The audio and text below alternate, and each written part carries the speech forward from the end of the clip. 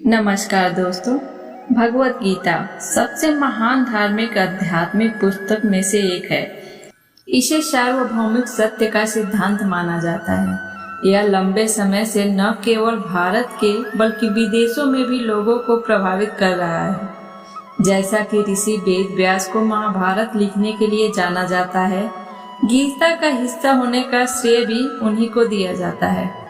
महाकाव्य महाभारत में जब चचेरे भाई पांडव और कौरव हस्तिनापुर के सिंहासन के लिए आपस में लड़ने वाले होते हैं, तो पांडव राजकुमार अर्जुन अपने रिश्तेदारों, शिक्षकों और दोस्तों को विपक्ष में देखकर युद्ध के मैदान में कमजोर महसूस करते हैं। जब भगवान के सर्वोच्च व्यक्तित्व भगवान श्री कृष्ण उसे ताकत और लड़ने की इच्छा खोते हुए देखते हैं, तो वह उन्हें जो उपदेश देते हैं उसे गीता ज्ञान के रूप में जाना जाता है।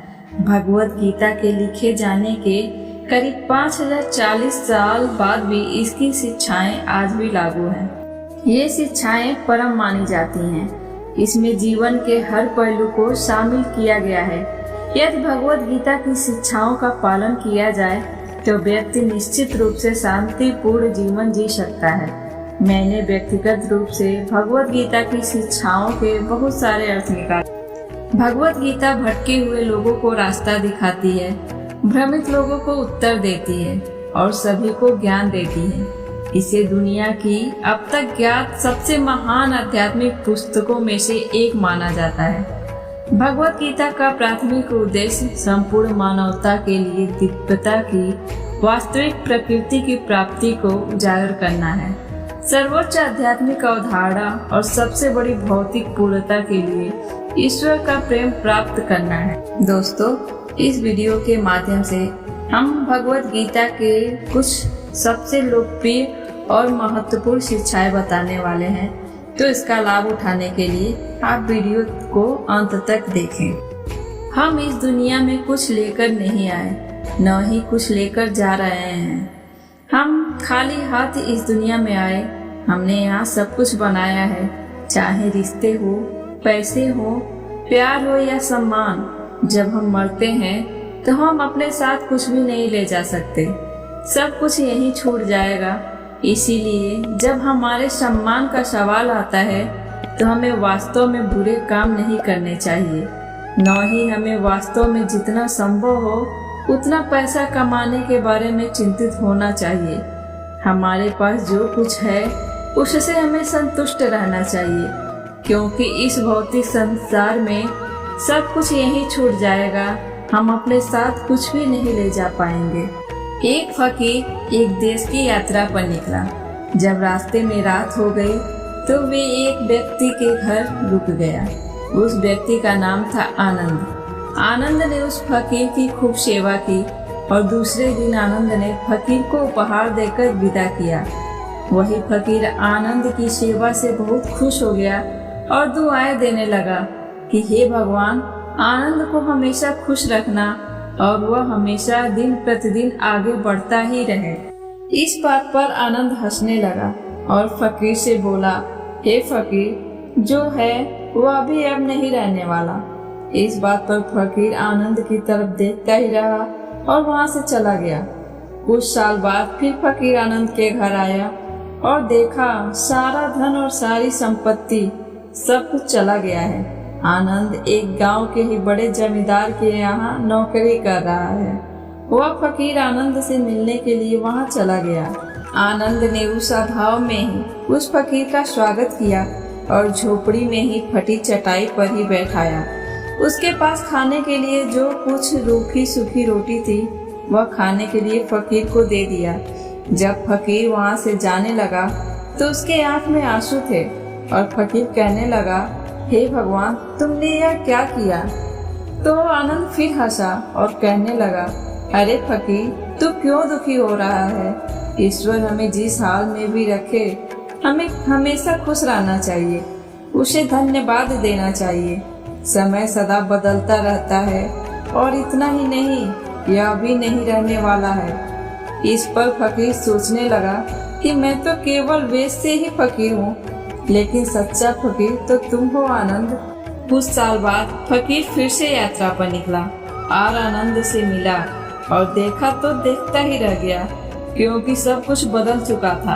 आनंद अब जमींदारों का जमींदार बन चुका था। उसे मालूम हुआ आनंद जिस जमींदार के यहाँ नौकरी कर रहा था उसकी कोई संतान नहीं थी और अपनी सारी संपत्ति और जायदाद आनंद को दे दी। फकीर बहुत खुश हुआ और आनंद से कहा, अच्छा हुआ वह जमाना गुजर गया, भगवान करे अब तुम ऐसा ही बने रहो। यह सुनकर आनंद फिर हंसने लगा और कहने लगा, फकीर अभी भी तेरी नादानी बनी हुई है। फकीर ने फिर आनंद से पूछा, क्या यह भी नहीं रहने वाला? तो आनंद ने उत्तर दिया, हाँ, या तो यह चला जाएगा या फिर इसको अपना मानने वाला ही चला जाएगा। यहाँ पर कुछ भी रहने वाला नहीं है। अगर कोई चीज शाश्वत है तो वह है हमारी आत्मा, वह है हमारे मन की शांति, वह है हमारे मन का सुकून, और बाकी जो कुछ भी है वह हमेशा नहीं रह सकता। फकीर ने आनंद की बातों को बहुत ही ध्यान से सुना और वापस चला गया। जो होता है उसे स्वीकार करो। कुछ सालों के बाद फिर फकीर जब उस गांव से गुजरा तो आनंद का महल तो है, लेकिन उसमें आनंद ही नहीं है। उसमें कबूतर गुटर गु कर रहे हैं। आनंद अब इस दुनिया में नहीं रहा, उसकी मृत्यु हो चुकी थी। वह फकीर मन ही मन सोचने लगा कि यह एक इंसान जिंदगी भर कितना दौड़ता रहता है और रोता रहता है, दुखी होता रहता है। जिन चीजों के लिए इंसान तड़पता रहता है, दुखी होता रहता है, वास्तव में वह चीज तो हमेशा रहने वाली है ही नहीं। वे सारी चीजें बदलने वाली हैं। जिन चीजों के लिए इंसान तड़पता रहता है, दुखी होता रहता है, वास्तव में वह चीज जो हमेशा रहने वाली है ही नहीं, वे सारी चीजें बदलने वाली है। यह कहानी यह शिक्षा देती है कि हमारे जिंदगी में जब भी कोई मुश्किल, तकलीफ या दुख आए तो हमें यह सोचना चाहिए कि जिंदगी में इससे पहले मुश्किलें या उलझनें आई तो क्या वे हमेशा रुकी रहीं? जैसे सारी मुश्किलें आकर चली गई, वैसे ही यह भी मुश्किल चली जाएगी। यह भी हमेशा रहने वाली नहीं है। तो आप हमेशा याद रखिए कि जिंदगी में कितना भी बड़ा दुख क्यों न हो, वह हमेशा रहने वाली नहीं है। ये दुख भी चले जाएंगे। एक बार अकबर ने बीरबल से कहा कि बीरबल, आज कुछ ऐसा लिखो कि जब मैं खुशी में पढ़ूं तो दुख, और जब दुख में पढ़ूं तो खुशी हो। तो बीरबल ने लिखा, यह वक्त भी बीत जाएगा। ये एक ऐसा वाक्य है, जब इसे खुशी में पढ़ेंगे तो दुख होगा और दुख में पढ़ेंगे तो खुशी होगा। दूसरा विचार, छोटा बड़ा तेरा मेरा का विचार दूर रखना चाहिए। हमें यह नहीं सोचना चाहिए कि हम वास्तव में कितनी बड़ी या छोटी चीजें बना सकते हैं।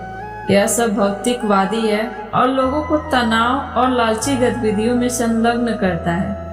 यह व्यक्ति को लाभोन्मुक्त बनाता है। तेरा मेरा सोचना भी यही करता है। सारी जिंदगी हम अपने लिए चीजें बनाते और इकट्ठा करते रहते हैं। जब हम इस दुनिया को छोड़ देते हैं तो वास्तव में इससे कोई फर्क नहीं पड़ता। हम सभी मृत्यु के बाद राख में बदल जाते हैं। तीसरा, धन मन ध्यान नहीं कर सकता। भगवत गीता ध्यान और इसके महत्व के बारे में बहुत कुछ बताती है। आंतरिक शांति और साधना के लिए ध्यान अत्यंत आवश्यक माना जाता है। इसके अलावा जो व्यक्ति हर समय पैसा कमाने के बारे में सोचता है, वह वास्तव में ध्यान में संलग्न नहीं हो सकता है। जब किसी व्यक्ति का मन स्थिर न हो और वह केवल पैसों के बारे में ही सोचता हो, तो ऐसे व्यक्ति के लिए ध्यान करना एक असफल प्रयास होगा। चौथा, इच्छाएं आती हैं और चली जाती हैं। इच्छाएं आती हैं और चली जाती हैं, लेकिन आपको एक निष्पक्ष साक्षी बने रहना चाहिए। बस तमाशा देखना और उसका आनंद नहीं लेना चाहिए। हर कोई अनुभव करता है, इच्छा करता है, लेकिन किसी को उनसे प्रभावित नहीं होना चाहिए। उन्हें किसी व्यक्ति को परेशान नहीं करना चाहिए। लोग कभी कभी अपनी इच्छाओं के कारण सचमुच बुरे कार्य कर बैठते हैं। इसलिए व्यक्ति को इच्छाओं की जंजीरों में नहीं बंधना चाहिए। पांचवा, कृष्ण सर्वोच्च हैं। कृष्ण भगवान के सर्वोच्च व्यक्तित्व हैं। वह सभी कारणों का मूल कारण है। वही हर चीज की शुरुआत करते हैं और वही हर चीज का अंत भी करते हैं। वह हर जगह मौजूद हैं। वह सर्वव्यापी और शक्तिमान हैं। हम सभी कठपुतलियां हैं जिन्हें वह नियंत्रित करते हैं। वह दिव्य और पारलौकिक हैं। 7वां, हमारा प्रत्येक कार्य कृष्ण को समर्पित होना चाहिए। हम अपने जीवन काल में जो कुछ भी करते हैं वह भगवान के सर्वोच्च व्यक्तित्व को समर्पित होना चाहिए। इसका परिणाम हमें सदैव शांति और संतुष्टि प्रदान करेगा। मनुष्य को अपने कार्यों के दौरान कृष्ण को याद करने का विचार करना चाहिए। इससे हमें लगता है कि भगवान हमारे साथ होंगे और हमारे कार्य सकारात्मक होंगे। 8वां, प्रगति और विकास ही इस सृष्टि का नियम है। चीजें वैसी नहीं हो सकती जैसी वे हुआ करती थी। चीजें और परिस्थितियां बदल जाती हैं। हमें न तो लोगों से न ही परिवेश से, यहाँ तक कि समाज से भी एक जैसा होने की उम्मीद नहीं करनी चाहिए। वे सभी समय के साथ बदलते हैं। हम आगे बढ़ते हैं। ब्रह्मांड पुरानी बातों को भूलकर आगे बढ़ता है। हम भी ऐसा ही करते हैं। हमें एक ही बात पर अड़े नहीं रहना चाहिए। इससे इस दुनिया में हमारा अस्तित्व और अधिक समस्याग्रस्त हो जाएगा। एक बार एक गांव में एक लड़का रहता था जो कि हमेशा सपने देखता था, लेकिन जब वो अपने सपनों की बातें दूसरों से करता तब सब उसका मजाक उड़ाते और उसको समझने वाला कोई नहीं था। सब उससे यही कहते कि ये तुम्हारे सपने पूरे नहीं हो सकते क्योंकि तुम एक छोटे से गांव में रहते हो। उस लड़के को ये सुनकर बहुत ही ज्यादा गुस्सा आया कि क्या हमारे गांव में कोई भी इतना काबिल नहीं है जो हमारे गांव का नाम रोशन कर सके। अगर आज तक किसी ने हमारे गांव में सपने नहीं देखे और सफलता नहीं पाई तो कोई बात नहीं, मैं अपने गांव का नाम रोशन जरूर करूंगा। लड़के के दोस्त ने लड़के की बात को समझा और उसे बताया कि हमारे गांव के पास में ही एक पुस्तकालय है जहां जाकर उसको कई बातों की जानकारी मिल जाएगी जो वो जानना चाहता है। उस लड़के ने पुस्तकालय जाकर देखा तो वहां पर अनगिनत किताबें थीं और तो और वहां एकदम शांति और हर कोई शख्स बस किताबें पढ़ रहा था। वो लड़का बहुत ही ज्यादा खुश हुआ और वो हर रोज वहां जाता और किताबें पढ़ता। उसके लिए कुछ भी करना मुश्किल नहीं था। लेकिन पुस्तकालय से आते वक्त उसने गांव में कुछ बच्चों को देखा जो कि उसको देखकर बहुत ही ज्यादा खुश हो रहे थे। लड़के ने बच्चों से पूछा, तुम लोग आखिर इतना खुश क्यों हो रहे हो? तब उनमें से एक बच्चा बोला कि भाई, आज आप अपने सपने पूरे करने के लिए इतना दूर जाते हो और आप थकते भी नहीं। आप देखना, जब हम बड़े हो जाएंगे तो हम भी अपने सपने पूरे करने के लिए उस अनोखी जगह जाएंगे जहाँ से आपने इतना ज्ञान पाया है। हम आपको सफलता मिलकर ही रहेगी। लड़का हंसकर बोला, सही कहा तुमने, मैं अपना सपना जरूर पूरा करूँगा, लेकिन क्या तुम्हें पता भी है कि मेरा सपना क्या है? बच्चों ने कहा, नहीं, हमें नहीं पता। तब लड़के ने बताया, मैं अपने इसी गांव को शहर की तरह बनाना चाहता हूँ। जैसे शहर में लोग पढ़ते लिखते हैं और तरक्की करते हैं, वैसे ही हमारे गांव के बच्चे भी तरक्की करेंगे। बच्चों ने सवाल किया कि आखिर ये होगा कैसे? लड़के ने जवाब दिया, जो भी मैंने पुस्तकालय में सीखा है मैं वो सब कुछ तुम्हें सिखाऊंगा। तुम बस मुझे बता दो कि तुम बनना क्या चाहते हो। बच्चों ने अपने अपने सपने लड़के को बता दिए। अब लड़का रोज पुस्तकालय जाता और बच्चों के जरूरत की सारी जानकारी एक किताब में चुपके से लिख लेता और बच्चों को सब कुछ सिखाता जो उसने अपनी किताब में लिखा है। अब लड़का अपना ही नहीं बच्चों के सपनों के लिए भी मेहनत कर रहा था। कुछ वक्त बाद उस लड़के ने सिर्फ अपना ही नहीं बल्कि उन बच्चों का भी सपना पूरा किया। ये सब देखकर लड़के के दोस्त ने कहा, तेरा सपना तो एक महान लेखक बनने का था, तो तूने इन बच्चों पर अपना वक्त बर्बाद क्यों किया? लड़का बोला, तू समझा नहीं। जब मैंने सपना देखा था एक महान लेखक बनकर अपने गांव का नाम रोशन करने का। और जब मैंने सबको अपने सपने के बारे में बताया था, तब सबने कहा था कि मुझसे नहीं हो पाएगा, क्योंकि मैं छोटे से गांव में रहता हूँ। आज देखना, इस छोटे से गांव के बच्चे ही अपने सपने पूरे करके इस छोटे से गांव के नाम को बहुत बड़ा बना देंगे। और देखना, जब ये सफलता पा लेंगे तो इनकी सफलता की कहानी मैं खुद लिखूंगा। तब भी मैं एक लेखक बन जाऊंगा। तब होगा मेरा सपना पूरा। इस कहानी से हमें सीखने को मिलता है कि अगर सफलता पाने के लिए कोई रास्ता न दिखे तो खुद रास्ता बनाना ही बेहतर होता है, क्योंकि सफलता भी उन लोगों को ही मिलती है जो कभी हार नहीं मानते। 9वां विचार, जो हुआ वह अच्छा था, जो हो रहा है वह अच्छा है और भविष्य में जो होगा वह सब अच्छा होगा। हमें अपने अतीत के बारे में पछताना नहीं चाहिए और न ही भविष्य के बारे में चिंता करनी चाहिए, क्योंकि वर्तमान चल रहा है। हमें जानना चाहिए कि भगवान ने हमारे लिए सब कुछ योजनाबद्ध किया है। वह हमारे साथ कुछ भी बुरा नहीं होने देगा। जो भी होता है हमारे भले के लिए ही होता है। हमें आशावादी होना चाहिए और अतीत और भविष्य की इन निराधार चिंताओं से खुद को तनावग्रस्त नहीं करना चाहिए। यदि चीजें अनुकूल नहीं हैं, तो वे निश्चित रूप से होंगी। बस भगवान के सर्वोच्च व्यक्तित्व में विश्वास रखें। 10वां विचार, संसार नाशवान है और जो भी इस संसार में आता है उसे एक दिन अवश्य जाना पड़ता है। यह संसार अमर नहीं है। जो जन्म लेता है वह एक दिन मरता है और यही इस संसार का अंतिम सत्य है। कुछ भी अस्थायी रूप से मौजूद नहीं है। न चाहते हुए भी व्यक्ति को इस दुनिया से जाना पड़ता है। वास्तव में कोई भी जादू किसी व्यक्ति को हमेशा के लिए जीवित रहने में मदद नहीं कर सकता है। हर किसी की अपनी निर्धारित जीवन अवधि होती है। वे उन्हें पूरा करके गायब हो जाते हैं। चाहे कोई कितना भी महान क्यों ना हो या उसके पास कितनी भी शक्ति क्यों ना हो, सभी को एक दिन मरना ही है। 11वां उपदेश, आत्मा अमर है और हमारा शरीर नाशवान है। हमारी आत्मा कभी नहीं मरती। हमारी आत्मा कभी नहीं मरती। हमारी मृत्यु के बाद भी इसका अस्तित्व बना रहता है। यह अमर है। यह सिर्फ किसी व्यक्ति की मृत्यु के बाद शरीर बदलता है। इसके अलावा हमारा शरीर अग्नि, जल, वायु, पृथ्वी और आकाश से बना है और यह मृत्यु के बाद उनके साथ मिल जाता है। इसलिए हमें अपने बाहरी शरीर पर ज्यादा ध्यान नहीं देना चाहिए, बल्कि आंतरिक आत्मा की संतुष्टि के लिए काम करना चाहिए।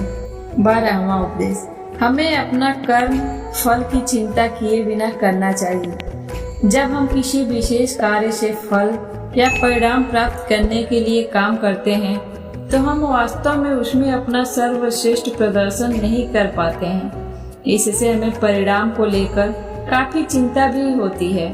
यदि हमारे कार्य से अच्छा परिणाम नहीं मिलता है, तो हम निराश भी हो सकते हैं। इसलिए परिणाम के बारे में सोचे बिना सिर्फ अपना काम करना ही हमारा उद्देश्य होना चाहिए। दोस्तों, ये भगवत गीता की कुछ प्रमुख शिक्षाएं थी। यदि आप वास्तव में अपने जीवन में शांति और आंतरिक संतुष्टि प्राप्त करना चाहते हैं, तो इनका पालन करें। यह बहुत ही उपयुक्त तरीके से बताया गया है और इसमें निस्वार्थ कार्रवाई की आवश्यकता है। भारत के राष्ट्रपिता महात्मा गांधी जैसे कुछ महान नेता भगवत गीता का पालन करते थे। उन्होंने गीता की धारणाओं के आधार पर अहिंसा जैसी अवधारणाओं को लोकप्रिय बनाया। भगवत गीता कई लोगों के लिए प्रेरणा रही है। यह बहुत ही सरलता से हमें जीवन की सच्चाई के बारे में बताती है, जिसे अन्यथा जानना हमारे लिए संभव नहीं है। भगवत गीता निश्चित रूप से चमत्कार कर सकती है। जब भी हम किसी समस्या का सामना करते हैं और वास्तव में उसका समाधान नहीं ढूंढ पाते, तो हमें गीता की सलाह लेनी चाहिए। इनकी शिक्षाओं ने हमें कभी निराश नहीं किया, चाहे बूढ़ा हो या जवान, हर किसी के पास इस क्लासिक से प्राप्त करने के लिए अपने स्वयं के अर्थ और शिक्षाएं। दोस्तों, अगर आपको ये मेरी वीडियो अच्छी लगी हो, योग्य लगी हो, तो आप इसको ज्यादा से ज्यादा शेयर कीजिए ताकि और लोग भी इसका लाभ उठा सके। दोस्तों, आप मेरे चैनल को सब्सक्राइब करके बेल आइकन प्रेस कर लीजिए और कमेंट करके हमें जरूर बताइए कि आपको ये वीडियो कैसी लगी। धन्यवाद।